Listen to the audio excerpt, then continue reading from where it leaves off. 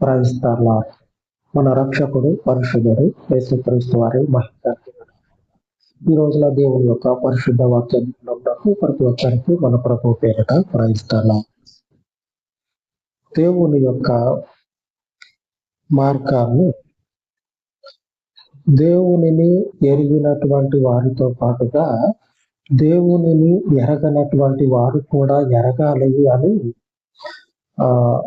ఎరిగి ఉండాలి అని, ఆయన గురించి తెలుసుకొని ఉండాలి అని దేవుడు తన సంకల్పము చొప్పున క్రీస్తుని ఈ భూమి మీద తన కుమారుడిగా పంపించడం జరిగింది. మనం ఆలోచన చేస్తే దేవునిని తెలుసుకున్నటువంటి ప్రజలు కూడా దేవుని యొక్క సంకల్పాన్ని గ్రహించి క్రీస్తులో నిలిచి ఉండాలని అనుకోవటం ఏంది అనేటువంటి ఆ సంశయం అనేది కలుగుతుంది. నేను ఆ మాట ఉపయోగించిన గురించి అంటే, దేవునిని ఎరిగినటువంటి వారు కూడా అనేటువంటి మాటను ఎందుకు వాడాయంటే, అంతకు మునుపున్నటువంటి దేవుని ప్రజలు ఉన్నారు కదా, వారి గురించి. మా కొత్తగా దేవుడు ఎందుకు ఉన్నాడు కదా మాకు ఆల్రెడీ, మేము అనుసరించేటువంటి ఆయనే నిజమైన దేవుడు.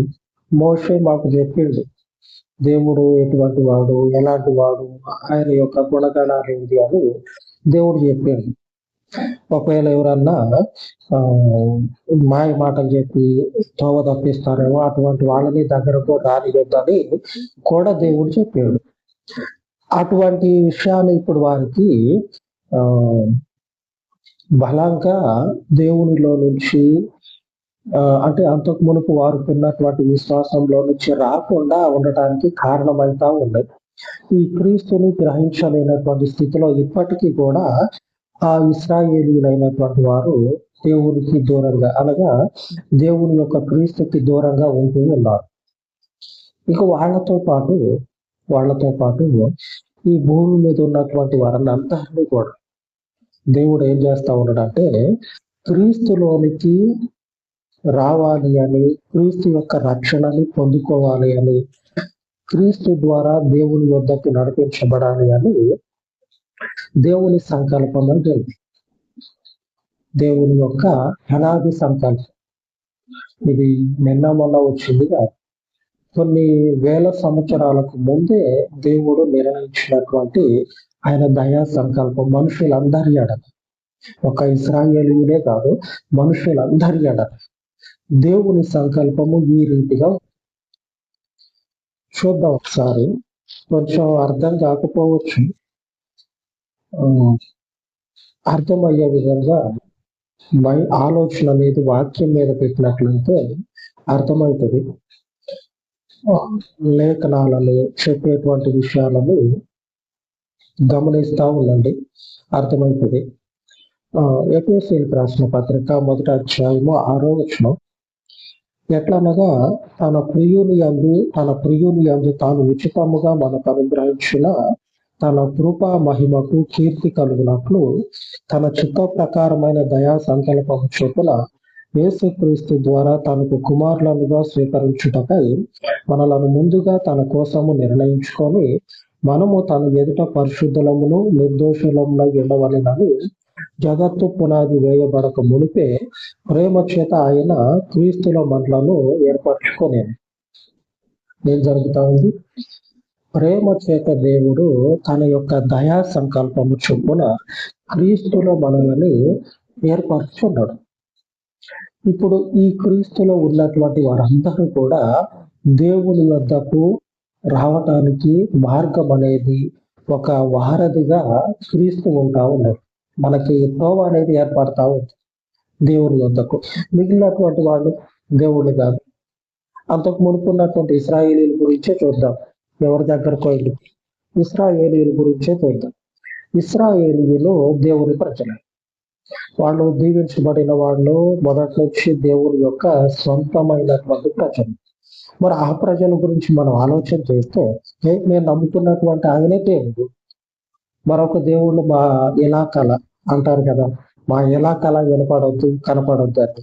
అట్లాగా మా చుట్టుపక్కల ప్రాంతాల్లో కూడా మరొకటి పేరు అనేది వినపడొద్దు, కనపడవద్దు. అటువంటి పరిస్థితులు అనేవి మా దరిదాపుల్లో కూడా రావద్దు. వాళ్ళ యొక్క పద్ధతులు ఇవే. అందుకే ఇట్లా మాటలు చెప్పి మన సాటుగా ఎవడన్నా వచ్చి చెప్తే మన వాడికి బోధవరా, కొత్తగా ఎవరో వచ్చారంట, పోయి నేర్చుకుందాం చూద్దాం, ఇక్కడికంటే ఆడ ఇంకా గమ్మత్తు ఉంటుందంట, ఇక్కడికంటే ఆడ ఇంకా ఇక ఏయేయో చెప్పి ఇట్లాగా లాక్కోరిపోయేటువంటి వాళ్ళు ఎవరన్నా ఆ ప్రజల మధ్యలో ఉంటే బహిరంగంగా వాళ్ళు ఏం చేసేటోళ్ళంటే సావగొట్టేటోళ్ళు. అంతటి బలవంతులైనటువంటి మనుషుల మధ్యలోనికి వేరొక దైవం అనేది వినపడకుండా వాళ్ళ యొక్క పట్టణాలు, ప్రజలు, వాళ్ళ యొక్క గ్రామాలు అన్ని కూడా కట్టుదిట్టంగా ఉన్నాయి. ఎందుకంటే వేరేది రావద్దు. అటువంటి ప్రజల మధ్యలోనే దేవుడు ఏం చేస్తూ ఉంటాడంటే తన యొక్క దయా సంకల్పాన్ని పూర్వం నుంచి మన మీద ఉన్నటువంటి ప్రేమ చొప్పున దేవుడు క్రీస్తుల మనల్ని ఏర్పాటు చేస్తుంది. అందుకే అంత బలవంతులైనటువంటి వాళ్ళ మధ్యలో నుంచి దేవుడు తన రక్షకుని తీసుకొని వస్తా అని మోషే ఏ మాటతోటి ఇందాక మనం చెప్పుకున్నామో అదే మాట ప్రకారంగా ఆ మాటలతో పాటు ఈ మాట కూడా మోషే చెప్పారు. ఇంకొక ప్రవక్త ఎవరో చెప్పలే. మోషే ఏ విషయాలైతే గట్టిగా ఇశ్రాయేలీయులు ఈ రీతిగా ఉండాలని చెప్పిందో ఆ చెప్పిన తర్వాత చివరిలో ఈ మాట కూడా చెప్పారు. మీ మధ్యలోనే ప్రవక్త ఒకరు రానయ్యున్నారు అని. ఈ మత పిచ్చి ధర్మశాస్త్ర గ్రంథాన్ని పూర్తిగా వంట పట్టించుకొని దాని మీదనే బతికేటోళ్ళు, దాని మీదనే ఉండేటోళ్ళు ఉంటారు కదా. అటువంటి వాళ్ళు ఈ పుల్లలు పెట్టి అటువంటి వాళ్ళు గొడవలు కలగజేసి క్రీస్తుని ఏం చేశారంటే ఆ వ్యాప్తి చెందకుండా దేవుని యొక్క సంకల్పాన్ని పాడు చేయాలని చూశారు ఆ ప్రజల మధ్య. అయినా కానీ దేవుని యొక్క దయా సంకల్పం ఎప్పటిది? నిన్న మొన్నటిదా కాదు. ఇశ్రాయేలీయులకు ముందు నుంచాడు. అక్కడి నుంచి దేవుని సంకల్పము క్రీస్తునందు మనుషుడు నిలబడాలి, క్రీస్తులో నుంచి మనుషుడు దేవుని వద్దకు వెళ్ళాలి అనేటువంటి ఆలోచన దేవుడు కలగజేసుకొని ఉన్నాడు. కాబట్టి ఆ ఇశ్రాయేలు యొక్క ఆలోచన ఏది కూడా నిలబడదు కూడా. దేవుని సంకల్పం అది. ఎవరు దాన్ని కొట్టివేయగలుగుతారు? కొట్టివేయలేరు కదా ఎవరు కూడా. వాళ్ళు అట్లాగా అనుకున్నంత మాత్రాన జరుగుతుంది అనుకుంటే అది జరగదు. దేవుడు అనుకున్నాడు కాబట్టి జరుగుతుంది. దేవునికి స్తోత్రం కలుగును గాక. లేఖనము చెప్తా ఉంది, మనలను ముందుగా తన కోసం నిర్ణయించుకొని మనము తన ఎదుట పరిశుద్ధులమును నిర్దోషులమున ఉండవలెనని జగత్తు పునాది వేయబడక మునిపే ప్రేమ చేత ఆయన క్రీస్తులో మనల్ని ఏర్పాటు చేసుకున్నాం. జగత్తు పునాది వేయబడక మునిపే ఆయన మనల్ని ముందుగానే నిర్ణయించుకొని దేవుని ముందు నిలబడాలి. ఒకనొక సమయంలో ఇశ్రాయేలీయులే లోకమంతటా బలవంతులైనటువంటి వారు. దేవుడు వాళ్ళని బలవంతులుగా అభిషేకించు, బలవంతులుగా లేవనెత్తి, అట్టి మనుషులు దేవుని ముందు నిలబడాలంటే బలులిచ్చి దేవుని ముందు నిలబడేటువంటి వాడు. ఇప్పుడు ఆ బలులు ఇవ్వటం అనేది లేదు.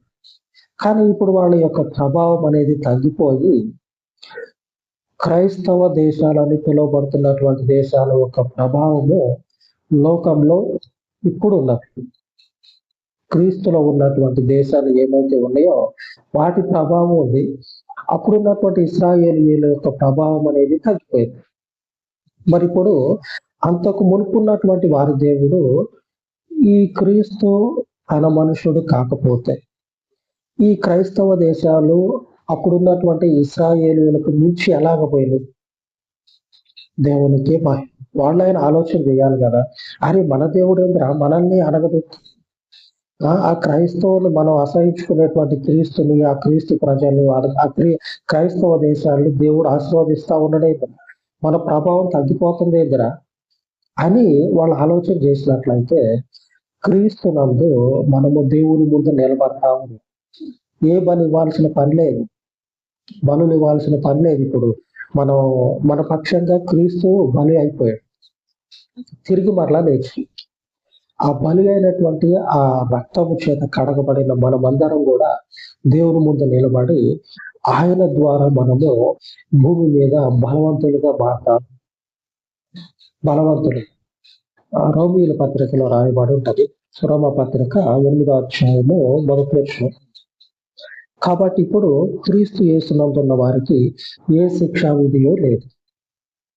అప్పుడున్నటువంటి ప్రజలేమో వారి మీద శిక్ష అనేది, నేరం అనేది మోపబడితే అపవిత్రులయ్యి దేవునికి చేరాని పని చేసి దేవునికి ఎడమైతే ఏదో ఒక గొర్రె పిల్లలో పావురాల్లో బలిచ్చి ఆయన సన్నిధిలో అంగీకరించబడేవాడు. మరి ఇప్పుడున్నటువంటి మనుషులందరూ కూడా దేవుని దీవెన పొందుకున్నటువంటి దేవుని ప్రజలు ఏ బలి ఇవ్వకుండా దేవుని ముందు నిరపరాధులుగా ఎలా ఉంటా ఉన్నారు? ఎలా ఉంటా ఉన్నారు నిరపరాధులు? ఒకసారి అట్లా ఇశ్రాయేలీలో ఉన్నటువంటి గొప్ప దేవుని జ్ఞానం కలిగినటువంటి వాళ్ళు ఆలోచన చేస్తే వాళ్ళకి తెలిసేస్తారు, లోకంలో ఉన్నది ఒకటే దేవుడు. ఆ ఒక్కడే దేవుడు తన ప్రజలు కాకుండా మరొకరిని లేవనెత్తుతా వాళ్ళ ఆ ప్రజల కంటే మరొక ప్రజల్ని, వాళ్ళకి పడనటువంటి ప్రజల్ని బాగా ఆశీర్వదిస్తా ఉంటే మన దేవుడేంద్ర మనల్ని ఇట్లాగా ఒకనొక సందర్భంలో బాగా ఆశీర్వదించి ఇప్పుడు మనకు పడనటువంటి వారిని బాగా ఆశీర్వదిస్తా ఉన్నాడేంది అని ఆలోచన రాక మానదు, వస్తుంది ఖచ్చితంగా. ఎందుకంటే వాళ్ళు నమ్మేది ఒక్కడే దేవుడు. ఆ ఒక్కడే దేవుడు మమ్మల్ని ఆశీర్వదించాలి కానీ మాకంటే పడనటువంటి జనాల్ని ఎందుకు ఆశీర్వదిస్తా ఉన్నాడు అంటే లోకమంతా కూడా క్రీస్తునందు ఉండాలి అని దేవుని దయా సంకల్పం.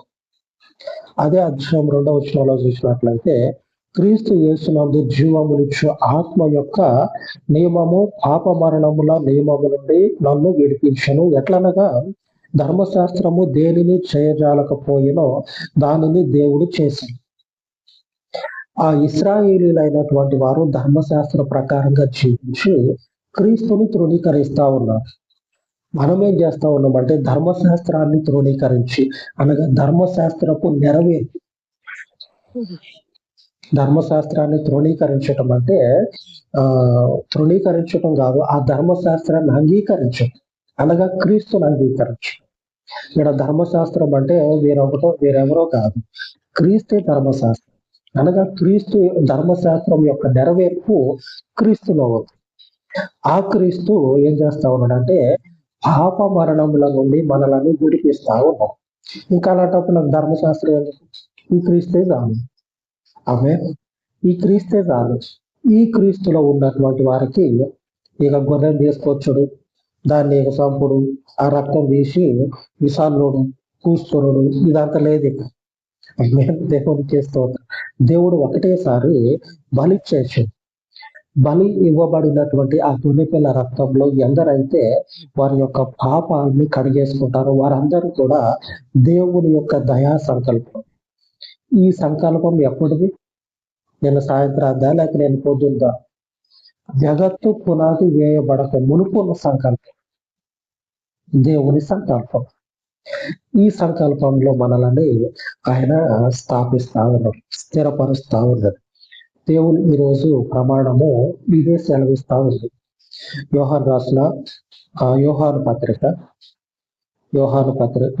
స్వార్త 16వ అధ్యాయము 27వ వచనం. నేను దేవుని యొద్ద నుండి బయలుదేరి వచ్చినని నమ్మితిరి కనుక తండ్రి తానే మిమ్మల్ని ప్రేమించుచున్నాడు. నేను దేవుని యొద్ద నుంచి బయలుదేరవచ్చు. ఇప్పుడు మనం చదువుకున్నాం కదా, ఈ విషయాలన్నిటినీ కూడా మనము ఆలోచన చేసి వాటిని వివేచించు, ఏది అని వివేచించి అట్లాగా మనం చూసినట్లయితే దేవుడే మనల్ని ప్రేమిస్తా ఉంది అనే విషయం మనకు అర్థమవుతుంది. ఎలాగా? అందులో ఉన్నటువంటి దేవుని యొక్క అర్థాన్ని మనకు తెలియజేసి ఒకనొక మనుషుని గురించి మనం అర్థం చేసుకోకపోతే ఆ తప్పుగా ఆలోచన చేయడమో, తప్పుగా మాట్లాడటమో జరుగుతుంది. ఆయన గురించి మనం ఎరిగినాం అనుకోండి, అంతకు మునుపు ఉన్నటువంటి ద్వేషము స్థానంలో గౌరవం, అలాగనే ఒక నిరీక్షణ అనేది దేవుడు మనల్ని ప్రేమిస్తా ఉన్నాడు కాబట్టి, ఆయన నమ్మిన మనం, దేవుడు మనల్ని ప్రేమిస్తా ఉన్నాడు కనుకనే ఆయన యొక్క జగత్తు పునాదికి మునుపున్నటువంటి అనాది సంకల్పాన్ని మనకి ఈ రీతిగా దేవుడు బయలుపరుస్తా ఉన్నాడు. దేవునికి స్తోత్రం. ఈ విషయాలు కూడా తెలియనటువంటి స్థితిలో అనేకులున్నారు. వాళ్ళు ఏదో వాళ్ళు రానోళ్ళు కాదు, పండితులు, పరమ పరిశుద్ధులు. ఆయన కాడికి బాకరు, అగ్ని తగిలిందంటే మొత్తం కాలిపోతాం. అంతటి పరిశుద్ధులని పిలువబడేటువంటి వారికి కూడా తెలియనటువంటి ఈ గొప్ప లేఖనాలలోని ఆయన ఉద్దేశాన్ని దేవుడు మనకు తెలియజేస్తా ఉన్నాడు. ఎందుకు? క్రీస్తుని మనము అంగీకరిస్తాం, దేవుని యొద్ద నుంచే వచ్చు, లేఖనాల్లో ఉంది కదా, నమ్ముతా ఉన్నాం కనుక దేవుడు మనల్ని ప్రేమిస్తా ఉన్నాడు. అందుకు దేవునికి మహిమ కలుగును గాక. ఈ కృప ఆయన మన మీద ఆయన వచ్చే వరకు స్థిరంగా ఉంచును గాక. అలాగ ప్రార్థించుకుంది. సర్వోన్నత దయగల తండ్రి, ఈ ఉదయకాలం మంది తండ్రి, మీ పరిశుద్ధ సన్నిధిలో చేయబడినటువంటి విన్నపాలను ధ్యానించినటువంటి ప్రతి లేఖనపు అర్థాన్ని తండ్రి,